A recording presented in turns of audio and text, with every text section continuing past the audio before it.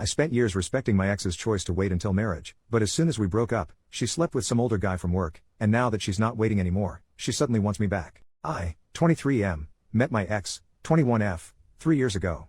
We lived on campus at uni in different halls of residence. After a few months, we got together and for the most part had a very happy relationship. There was always one issue though. My ex grew up in a very religious home. Her father is a pastor. She has been open with her family that she does not share their faith. They weren't happy about it but accepted that she has to make her own choices on that. Nevertheless, I think some of that religious upbringing was still in her mind. I grew up in a different religion but was never very serious about it, and am no longer religious. Our relationship was pretty normal except that she told me very early that she had her V card and wanted to stay that way until she was married. It wasn't for religious reasons, as I mentioned she isn't religious. But she was very focused on not disappointing her dad. We did other intimate things, just not intercourse. I never had much luck with girls growing up, and going into the relationship I had my V card. And I still do, at least if you classify having your V card as never having gone all the way. Anyway, I was becoming more resentful of the fact that everyone I know was having normal intimate relationships and we weren't. I couldn't understand why she didn't want to have a full intimate relationship, though of course I never pressured her about it. I felt that while I was at uni, and pretty broke, getting married was something for the future. Last year, I was in my last year of uni and she was working in her first professional job. Her degree was shorter than mine, so she finished uni first despite being younger than me. She was talking a lot about all these successful guys she met at work, which did make me feel lesser as I was still a broke uni student. Coupled with her still not wanting a full intimate relationship, it did make me feel more resentful. We had some arguments about it and after a while I felt that I should end the relationship as we wanted different things and our lives were on different paths. It was awful. She was crying a lot and I felt terrible afterwards. Anyway, it has been nearly 6 months since we broke up. We haven't been in touch at all for most of that time. I have not been involved with anyone else in that time, as I was 100% focused on finishing my degree. I have finally finished uni and am about to start my first professional job. She recently got in touch again and asked to meet up. I was hesitant, but decided we had so much good history that I should hear her out. She told me she's been missing me terribly these past 6 months. That she thinks she wants to get back together, and is open to having an intimate relationship now. I asked her why now? What changed? And she looked uncomfortable. After a little prying, she said she had a short-term fling with one of the older guys at work while we were broken up. Which of course was fine as she wasn't my girlfriend anymore. Anyway, she said he persisted with her until she started being intimate with him. She ended it with him recently. She was clear that it was consensual, but that the guy was very persistent with pursuing sex with her. I was gutted. I couldn't understand why she'd make me wait all those years, but was fine doing it with some new guy she'd only been seeing a short time. I asked if the reason she was open to having an intimate relationship now is because she doesn't have her V card anymore. She said yes. I asked her to give me some space to process all this. I'm conflicted and would love some advice on this. I have missed her a lot and still have strong feelings for her, but at the same time it feels like I was strung along for years. It's hard to put my finger on why I don't want to take her back. Everything logically makes sense for us to get back together. I'd even get to finally have an intimate relationship with her. But I feel awful about this whole thing and don't want to ignore those feelings. Update, 8 days later, hello again. I appreciate people taking the time to comment on my last post. The response was a lot more than I expected with over 2,000 comments. I'm amazed so many people wanted to comment about my situation. Thank you. Warning, this post is long. I have kept a daily journal since I was 16. A lot of what follows is dumps from my journal. Yes, I know I'm not concise. I'm going to refer to my ex as Ellie, not her real name.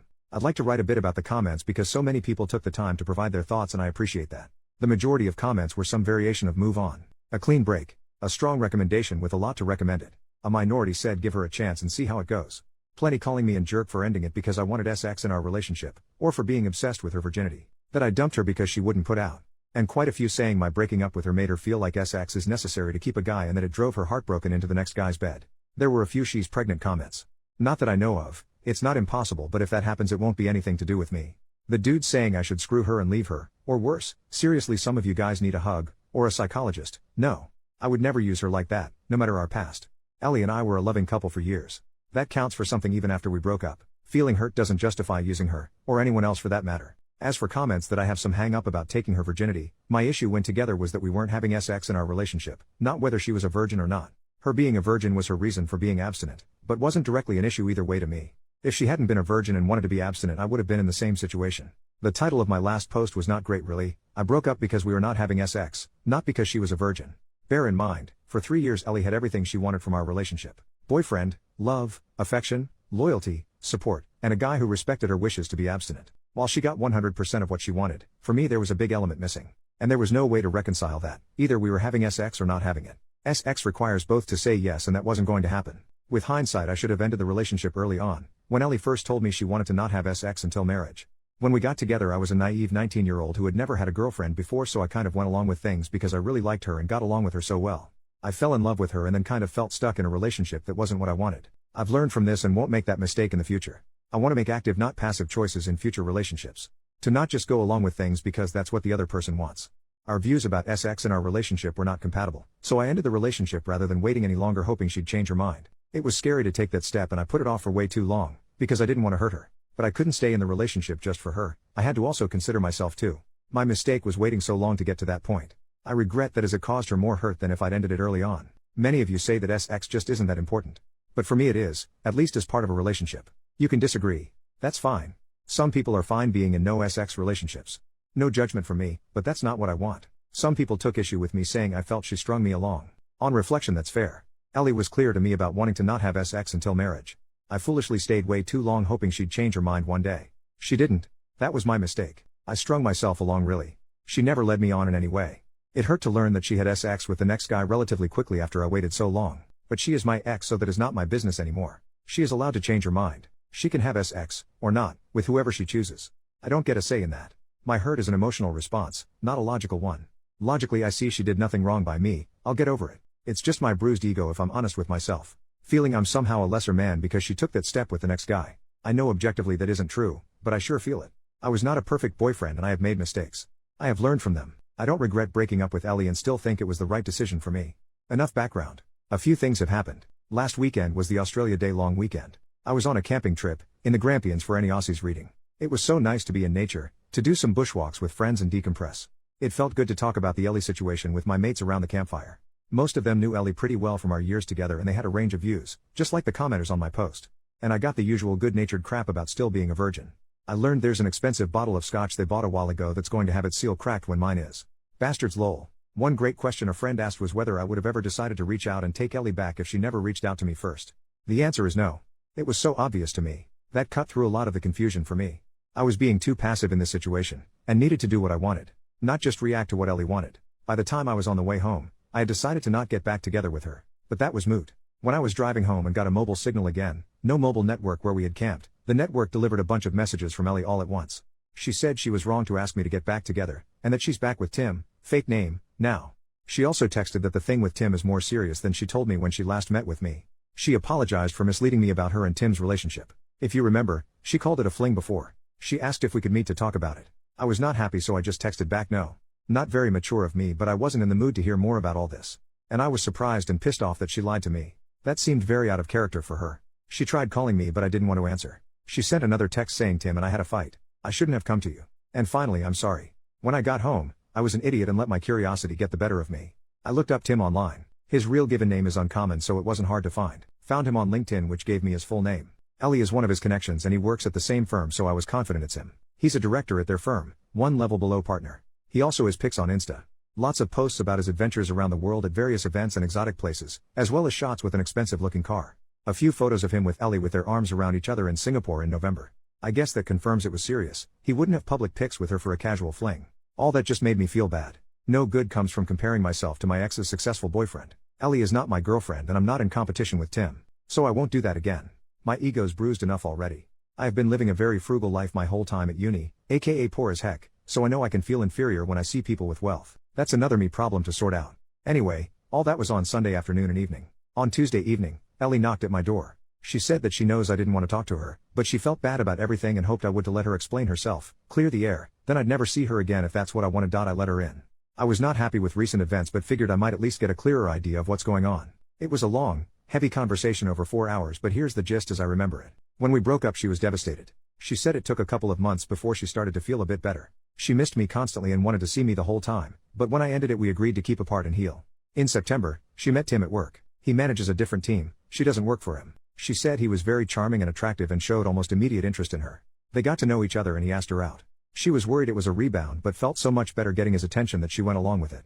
After dating for a while she developed feelings for him and that later led to an intimate relationship. It wasn't a fling and she dated him for a while beforehand. I asked about whether he had pressured her into sex. Last time she said he was very persistent. She said she was trying to not upset me. She thought if she gave the impression she was reluctant to have sex with Tim that I wouldn't think as badly of her. So it was a story to try and spare my feelings.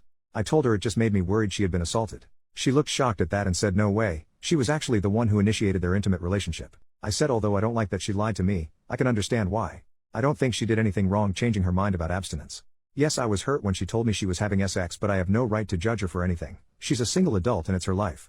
I don't think badly of her. She burst into tears and said something like, "I thought you must hate me now." I assured her that I didn't. She said she was sad it didn't work for us, but that she never would have dropped her virginity commitment if we had not broken up. After we broke up, she decided that it was a commitment she made to her dad when she was still a kid, and it was messing with the life she wants now. So by the time she and Tim got into their relationship, she had already decided she was ready for sex with the right person. I asked about her dad and she just said he doesn't need to know. I asked about why she asked to get back together. Tim is older, she told me he's 32, and has been at the firm 10 years. One day at work, one of the women made a snarky comment to Ellie about being another one of Tim's girls. She did some digging and it turns out Tim has a history. He has dated a long list of women from work, several of them were young graduate employees just like Ellie. The rumor around the office is that Ellie is just the next girl to get used by him. She was horrified. She accused him of using her. They argued and she told him it was over. Soon after that she came to me. She felt as if we might be able to rekindle things now that she was open to an intimate relationship. But my hesitation and time to calm down made her realize that was a mistake. Over the weekend, Tim asked her to work things out. She decided to give it a chance. She tried to call me but they went to voicemail. I was camping, so she sent those messages instead. So I guess that's settled. I don't want her back and she's in a relationship so she doesn't want me back either. We chatted a bit about how our families are going. She congratulated me on finally finishing uni. She asked if I had been seeing anyone and when I told her I'd been studying hard and working a lot since exams, retail job, with no time for girls, she laughed and said I'm still a big nerd. She hoped we could be friendly if we ever see each other. But she wants to keep out of contact out of respect for her relationship with Tim. She wants to give it a real chance of working. Which is fair enough. She gave me a hug, said thank you for understanding, and left. So there you have it. Ellie involved me in her relationship drama. I would have preferred she hadn't, but at least it's sorted now. I'm glad I paid attention to my feelings and took time out to consider things, as it could have been very messy if I had taken her back. Trusting my gut has been the biggest lesson for me in all this. I still care for her despite recent events. It seems like she is dealing with a lot of complicated things between her new relationship and work gossip. I wish her well and hope she will be happy, whether it's with Tim or not. She was my first love and I expect I'll always have warm memories of her. But I am clear now that I don't want her back. She is my past and I want to look forward. Well, this has become an essay. Tutors at uni always told me I was too waffly in my writing. Well, screw those guys, I'm not a student anymore. I can now focus on launching my new career with no distractions. I've worked so hard for so long to get here. My new job starts on Monday. It's going to be so great building actual real experience, my new profession, not just endless theory. I'll be earning much better money, no more student poverty, and I've got graduation in May to look forward to as well. I'm open to finding someone new, but that is way down my priority list. I'm not going to actively pursue that anytime soon. Cheers everyone for your comments and advice. Edit, the next day. Okay, you've convinced me. Today I blocked Ellie on everything. Since we agreed not to be in touch again, that shouldn't matter, but if she doesn't stick to that agreement, for example if she and Tim split or fight again, then it won't be easy for her to contact me again. I thought it was a petty thing to block someone, but in this case you've convinced me that it's a way to take control of the situation. With luck I won't hear from her again, and if I do, like if she knocks on the door, I'll remind her of our agreement and shut her off. Time to stop being passive and take charge of my life, a life Ellie will not be part of. Second update, 5 months later, bumped into Ellie again. My old throwaway got blocked so I had to make this new one. I learned a lot through that experience and believe that I'm a little less naive than I was. Many of you said I would see Ellie, now 22F, again. You were right. There was some confusion in comments previously about dates of graduation and work. I'm an Australian living in Melbourne. University here runs from late February/early March to November each year. Our summer holidays are in December to February. Graduate intakes into companies are usually in February each year. If you recall from my previous posts, my ex Ellie and I mutually agreed to be no contact after some drama on her part. At the urging of Redditors I also blocked her to help maintain no contact. I've been working since February as a graduate engineer and it's been everything I hoped it would be. I'm meeting amazing smart people, learning so much every day, and am finally earning a salary after years of being a broke student. Having a little money in the bank and being able to afford to do things like eating out is such a nice change. When I finished uni in November, I moved in with my brother temporarily. He'd just broken up with his ex and needed help with his rent. That's where I was living when Ellie last came to see me. He found a new housemate, and since his place was on the wrong side of the CBD for my job, I moved into a share house in the southeast of Melbourne. The place is a bit run down but the rent is reasonable, by insane Melbourne standards, and there are lots of pubs, bars and restaurants nearby. The location and my housemates have been great. I'm seeing someone. I'll call her Olivia, not her real name. She's the sister of one of my housemates. We met when my housemates and I had a barbecue and she dropped by. We got talking and were still talking hours later until everyone else had left. Her brother told us to shut the hell up so he could get some sleep, haha. I asked her out that week and we've been close since. My housemate, her brother, has been making fun of us ever since, including more than a few crude jokes when she stays over. We agreed to be exclusive 6 weeks ago so it's still quite new. She's so cool. And smart. And gorgeous. The chemistry was instant and intense from the moment we met. We just click so well. It's such a great time when we're together. Olivia is an accountant at a big firm. One of Olivia's workmates was having a party last month. She asked me to come to meet some of her work friends. We went inside and Olivia introduced me to the woman who hosted the party, her workmate Jess. There would have been maybe 40 to 50 people there. I didn't know anyone but Olivia. At one point I offered to grab more drinks. The kitchen was in a separate room. As I was getting them, a guy asked me to pass him a beer from the fridge. I introduced myself and he said, "Hi, I'm Tim," fake name from my last post. He actually said his unusual name. We chatted a couple of minutes about our jobs and how we know Jess. Then I just said nice to meet you and returned to the group. I didn't recognize his face as I'd never met him before, but it was definitely Ellie's Tim, his job and firm lineup. And he looked in his 30s, a bit older than most people at the party. Neither of us mentioned Ellie when we were talking. Later on I asked Jess how she knew Tim. She said she used to work at the same firm as Tim, also where Ellie works, but she moved to another employer, where Olivia works. Despite living in a city of 5 million, it's still a small world. On the tram ride home I must have been quiet because Olivia asked what was on my mind. I said that Tim guy at the party was, or maybe still is, my ex's boyfriend. I said I didn't think he knew who I was, or if he did he didn't say anything. That prompted me to share some history about me and Ellie. Olivia was wide-eyed and said, "You never told me you were a virgin." Then she laughed and said, "Well, we took care of that." She asked if I had any feelings for Ellie and I truthfully said no. I dealt with all that months ago. More recently, there was a formal charity dinner that Olivia was asked to support. Her employer was a sponsor of the event. She was keen to show me off. We were at a table with a bunch of her work colleagues. Nice people. One of her work friends was so excited to meet me, and Olivia can't stop talking about you. That made me feel really good. After dinner a few of us were chatting and I got a tap on the shoulder. I turned around and to my surprise it was Ellie. Tim was with her. It was so weird to see her again. Tim said he remembered meeting me at that party but never made the connection to Ellie until just now. She must have told him about me. Ellie looked very different. She had lost a lot of weight and was very slim. The tight red dress she was wearing made that obvious. Her dad would not approve. Not that she was ever overweight, but I'd never seen her that thin before. She was immaculately made up with what looked to my ignorant eye like expensive jewelry. She'd changed her hair too, now blonde instead of her natural auburn. She looked like a sleek rich girl, not the poor pastor's daughter I remember. Don't get me wrong, she looked amazing, but she looked like a different person. I know it was a formal event so we were all dressed nicely, but this was a major transformation. Despite her glam looks, when I saw her I didn't feel anything for her. Just nothing. Ellie said she was so glad to see me and she had some news, holding out her hand to show a diamond engagement ring.